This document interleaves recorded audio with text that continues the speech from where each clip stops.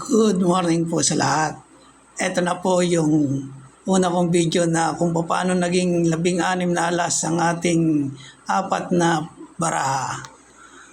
Sa mga manonood po dyan, good morning.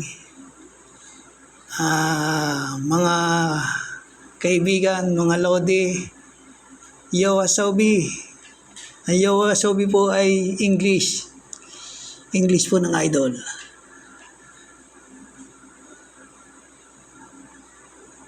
Ito po, final para sa lahat. Siguro alam niyo na po ito. Kaya lang medyo nag-isip yung iba na siguro yung gagawin ay times 4. Hindi po. 4 times 4, 16 nga po yun. Pero hindi po yun.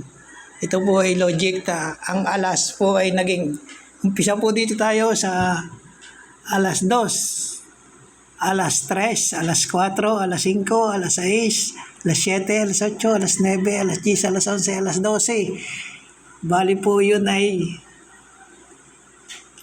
11. Ang pan-12 po dyan ay yung alas mismo, 1. Hindi po pwedeng ang 1 ay maging alas dahil 1 na nga po. Maraming pong salamat sa mga nag-views. God bless po all.